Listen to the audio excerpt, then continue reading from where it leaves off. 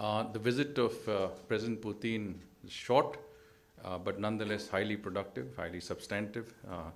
There were excellent discussions between the two leaders, and much of this will be reflected in the outcome document that is expected to be issued shortly.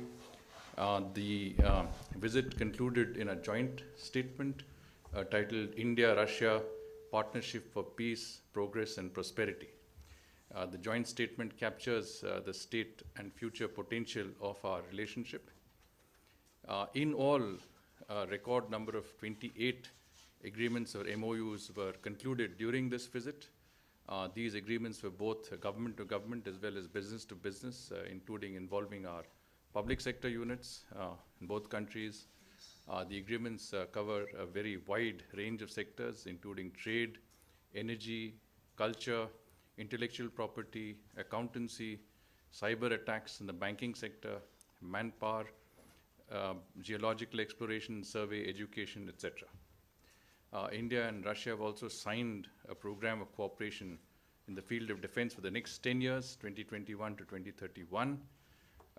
The diversity of agreements and MOUs signed today shows the multifaceted nature of our bilateral partnership. We will be sharing the joint statement and the list of agreements concluded with you shortly.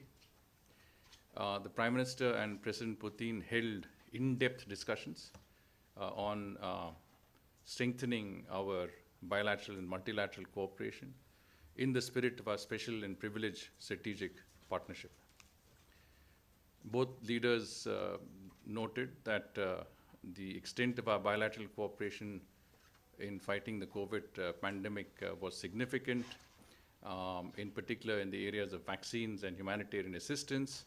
It would be recalled that fairly early in the COVID pandemic, India had supplied COVID-related medicines